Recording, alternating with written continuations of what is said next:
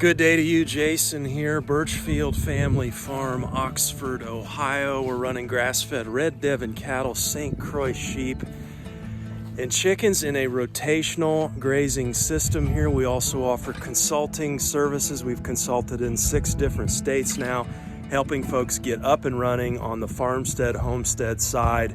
Everybody has a dream. Maybe you're wondering, can I make this 2, 3, 4 acres work? How do I raise our own meat for the family? The topics like fencing, water, stock density, kind of what I enjoy helping folks with. So contact me through the website for pricing and availability on the consulting side, birchfieldfarms.com. Got a good word for you today. This comes from Psalm 68. Praise be to the Lord, to God our Savior, who daily bears our burdens. Our God is a God who saves. From the sovereign Lord comes escape from death. Surely God will crush the heads of his enemies, the hairy crowns of those who go on in their sins. The Lord says, I will bring them from Bashan. I will bring them from the depths of the sea, that you may plunge your feet in the blood of your foes, while the tongues of your dogs have their share. We are in the midst of a grass explosion here. We have lambing going on. We need to do a cattle move. We have our meat birds in now that need to go out on pasture. I think today, let's walk out. Let's do a cattle move. And I want to talk today about grafting a lamb. Get into that, and let's make this cattle move first. Okay, cattle are out on paddock 9 there. We'll get over there and take a closer look, but I want to move them down. We got a little paddock around the windmill out there. Not sure you can see. Sammer's down there, and we actually have water lines, buried lines running from the barn up here to that windmill out there. And so we're going to get some water set up. I got to get an electro net. I'll tell you what's handy these days is carrying a couple of these. Brings me back to those Nextel phone days. Remember the Nextels? Hey Sam, you getting the water going? Yeah, that's what I said. Okay, Sawyer's filling our water back here. Nice work, Jeannie. Pretty good flow rate. Again, that's coming 600 feet away from the barn there. And that was the thinking on this old windmill. We got it pumping at one point in time. I tell you, super discouraged here last month, April. We had those major storms roll through, and wouldn't you know it, it blew the fan blades off again. It's the second time. Thankfully, nobody was out here. That platform there's about 25 feet up, and you know, it's just a real pain because we gotta string a pulley. Have a pulley is the way we did it over the tail, and then we kind of pulley.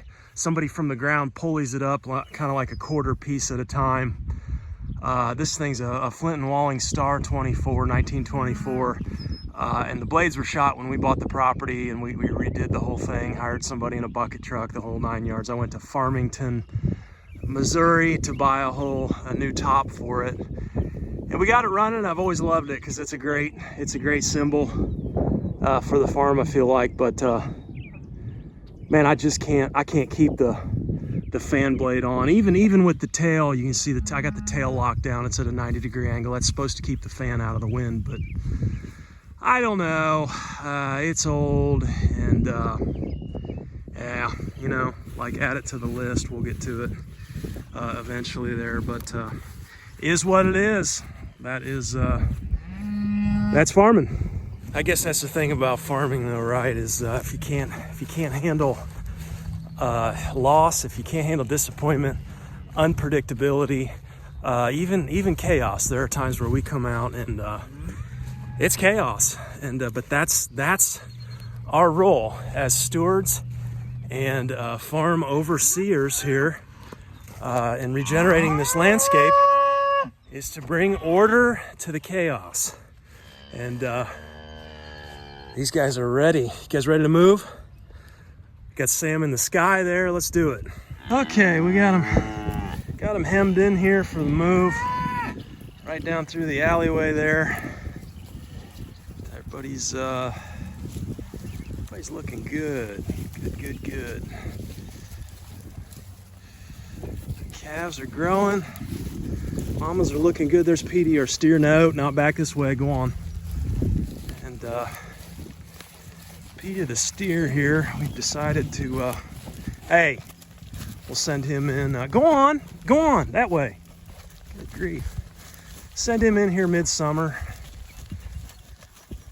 after the flush here, hopefully. Let's head in here and take a look at what we got. It's, this hillside here's a little spotty, but oh yeah, look at the clover. Woo! What do you think, Em? Yeah, she's going straight after it. This stuff here's a little bit longer. Got the seed heads coming on here. This has not been grazed yet this season. We've done the paddocks. We've moved through the paddocks about twice already. And so a little bit longer in spots. You got some dandelion mixed in there, plantain, the old chicory from last season, fescue, red clover. Look at that. Look at that red clover. Good grief. Yeah. This would be a good one. Eat away, Em. Just a word on gates here as I'm coming out. These gates here, these supplies are all from Premier One. This is the way I would do a gate from now on if I had gates to do. In the beginning, we kind of just finagled it together and we used green T-posts. Stay away from those because you get tension on them and they move in the ground. Just 4x4 wood posts. All this hardware is available through Premier One, but basically this handle here, you know, this is just going to come off, and you got springs at that end right into that wood post there, and then you can just take these off and on, you know, as you need to. Your wires stay pretty taut that way, and I think it's designed to be used hot even, and still kind of connect, but that has worked out really well, those gates there. And again, I think I talked about this last video, but if I was redoing gates, I want to be able to get my chicken tractor through gates into paddocks, and that means probably like it's 10 foot wide, so you know, a 12-foot gate, 12-foot opening here would really be ideal. I know there are automatic gates that you can get. A lot of the regenerative folks using those. Bat latch maybe, and but you know, you look into those and like $500 a piece, and I'm thinking, okay, you know, 12-13 paddocks here, that's not really, you know, we'll come out and do a latch for that. But anyhow, this gate system has worked out really well. Okay, looking over sheep here, dotting the hillside here out in the windmill pasture. Lambing, been kind of a mixed bag here. Definitely thankful for what we've seen successfully on the ground here, around 30. I believe we got around 30 lambs now. Still have some mamas to go. Be on the lookout if you're a buyer for communication from us. We're gonna start reaching out to folks here and letting you know if we can supply you this year or not. We keep a running waiting list, more demand than supply, which is great. But I want to see these sheep all over this country. I want to see all kinds of farmsteads and everybody raising these on grass, no chemical wormer, and making high quality meat for family and community. That's what I want to see, and that's what we're doing here. But obviously I'm very limited by supply. Let's talk about a situation we ran into yesterday. So yesterday we came out, and I'm gonna show this. I'm gonna detail all this, show you the footage. But we came out. We had a ewe that had a stillborn, and we do have a couple bottle lambs. Not something I like to advertise at all because that's not what we wanna be doing here. We want sheep that survive and thrive on their own. But you do have situations where you know, especially first year, where mamas just don't make it, or they don't have the milk supply. So we do have 2 bottle lambs. It was one first year that just didn't have the desire or the milk to really take care of her ram. So, you know, she's freezer camp. And then the other one actually was a little bit interesting, a little bit perplexing, but I think we finally figured it out. We came out in the morning and did a check. Everybody was fine. So this was a first year ewe. She was out of Tennessee, and she was fine that morning. Threw a nice looking little ram 3-4 days ago, and has been taking care of him. Everything's been great. They made it through some pretty rough weather, but we came out in the evening. So we came out one day in the morning and checked them. They were fine. Everybody was up. Came out in the, actually it wasn't the evening. It was the late afternoon, and she was down. Couldn't get up. We couldn't get her up. Lamb's there by her side. And so we carted her into the barn and just began kind of taking some readings on things. It took her temperature, just kind of getting a feel for, what could be going on here. Usually pregnancy toxemia is before sheep, lamb, and then cattle are actually, they get the toxemia usually after calving. So that's kind of the difference there. So, hit her with some energy, some molasses there, just didn't really do much at all. Thought, we took a temperature, no temperature. Temperature was fine. I thought, man, looking at, thinking maybe a little bit of bloat, on this green grass. Never had an issue with bloat out here. And she wasn't really frothy at the mouth, and just wasn't really blown up on the rumen side. So it really kind of was puzzling for a little while there. And then we ended up losing her very quickly that night. She passed, laid down, and died. And I was like, man.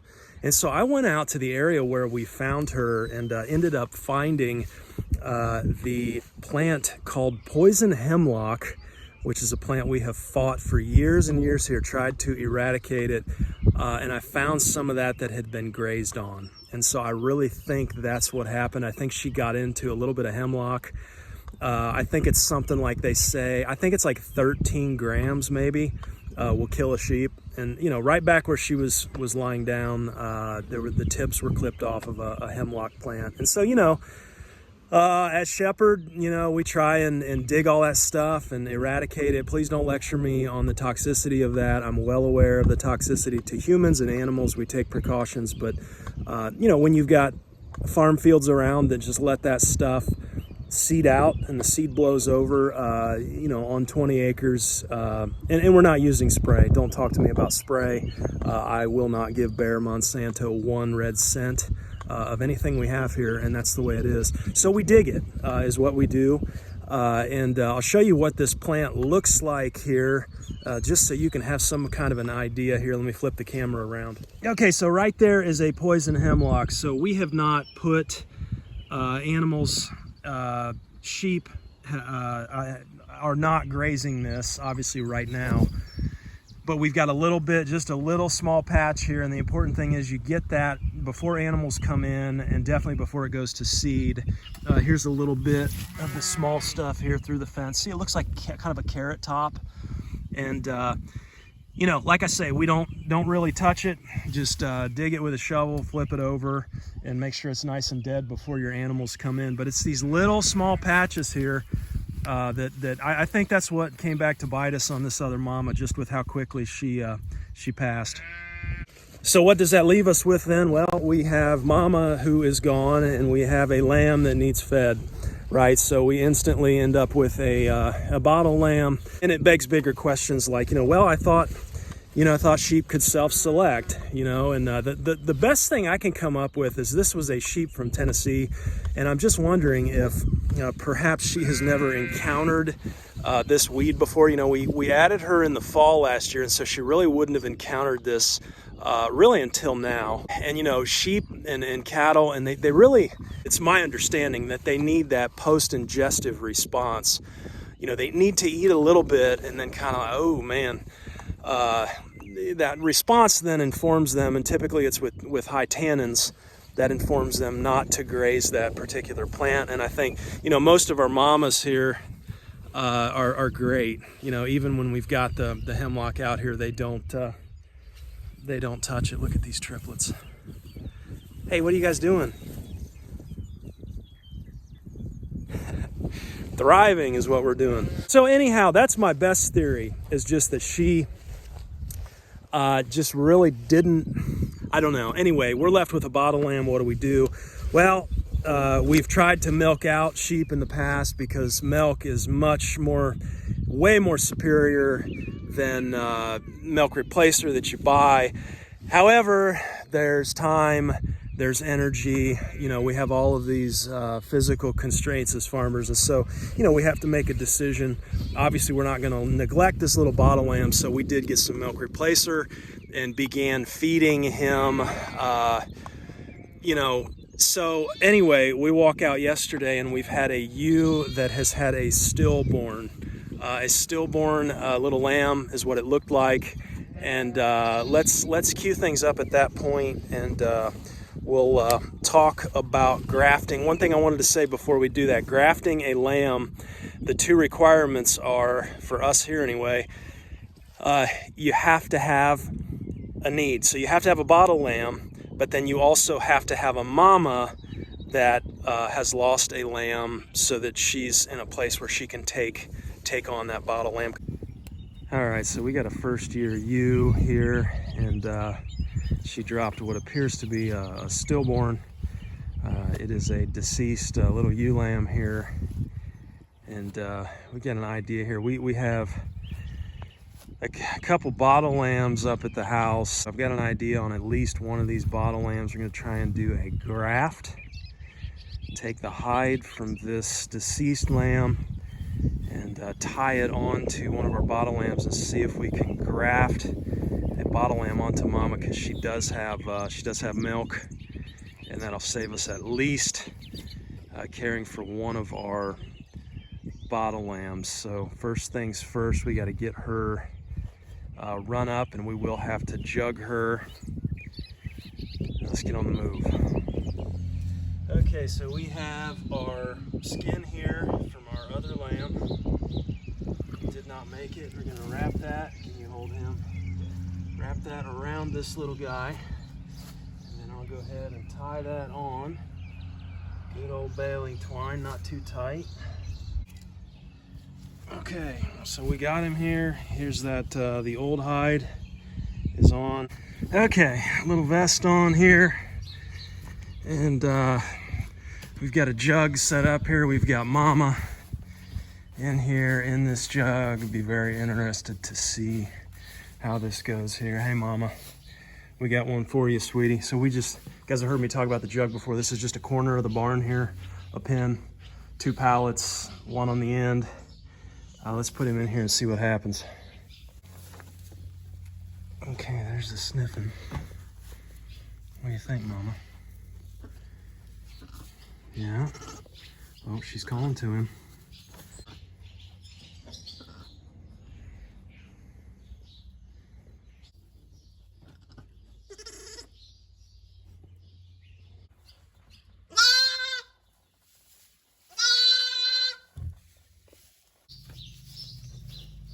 Okay, here we go. About three hours later here. But it looks like she is going to accept him. Definitely nursing. Now the question is, he's a week old and he needs some pretty good milk. So she's a first year. So let's see if she can get the milk in for him here. But I have no doubt he's going to be pretty aggressive here, and hopefully she'll start producing. Okay, so next day here, and this is exactly what I want to see. No head butts. We did come out last night and take his vest off, and he was still nursing, but he's up, bright-eyed. You can see those ears. The ears are up and attentive on both mama and baby there. This is a good thing. Okay, and there it is. That right there is what I want to see. Okay, moment of truth here. Mama and baby closest to us there, we just let them out back on pasture.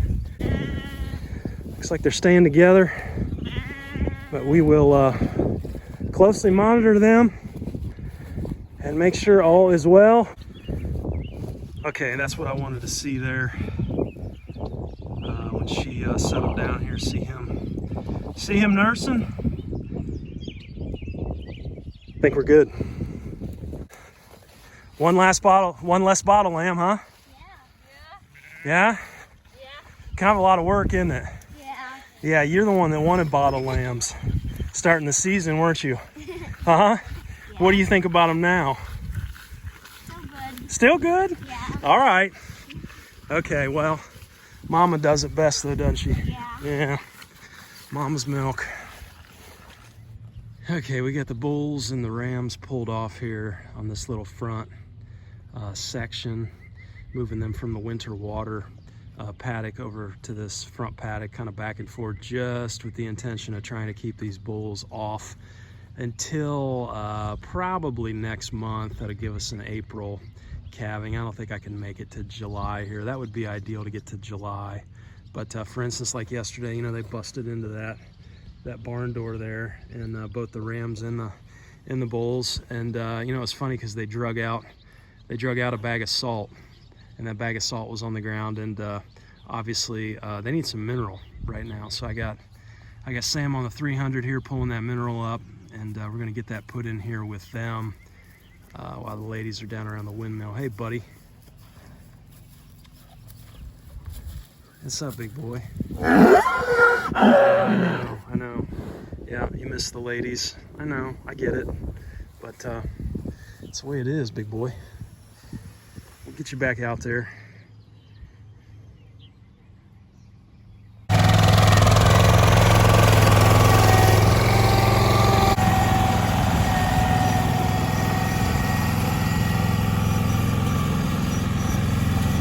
So here's the point today. Farm life is a good life. Even in the regenerative camp, though, you know, you're going to hear a lot of rainbow and unicorn type of thing. And just keep in mind, there are disappointments, there are losses. I think what separates the successful producer from, you know, the person that is just kind of willy-nilly is the willy-nillys get weeded out, okay? Because there's got to be persistence, and you've got to push through those tough times. You know, windmill head falls off, you know, sheep die, you get a stillborn. You know, it's easy to get down, right, and to focus in on those losses. But keep in mind, you know, according to Salatin, you know, it's 20% of your stock every year will most likely be calls, you know, according to Joel. We don't see anywhere near that high of a percent, but you're always going to have that. You're going to have animals that just don't thrive in your system. And the important point is be perseverant, push through those hard times. And, you know, eventually I'm still believing that, you know, you get to a point, not where things are perfect, but where you have a system that works year in and year out. And I think that's kind of what I always come back to. It's the development of these systems, okay, whether it be maple syrup, meat birds on pasture, you know, cattle, grazing sheep, you know, whatever, develop systems that are repeatable season after season. And I think that's where then pushing through in that vein with those systems and tweaking, failing, coming back, changing, failing, coming back. I mean, that's life, and that's any kind of business, really. And I've even heard it argued, you know, if you're not failing, you're not pushing hard enough. I don't know. There's no shortage of failure here, though. And I would say, you know, if you're talking with a farmer, or you're buying stock, or even meat, or even, you know, whatever, from a local farmer, and they're not, you know, you're not hearing about some tough times and some difficulties and some failures, I'd have some bells and whistles going off on that there, because that's the way it is. Anyhow, I don't mean to be down today, but we're pushing through. Keep on keeping on wherever you're at, and be blessed today. Thanks for hanging with us. We'll talk to you next time. Take care.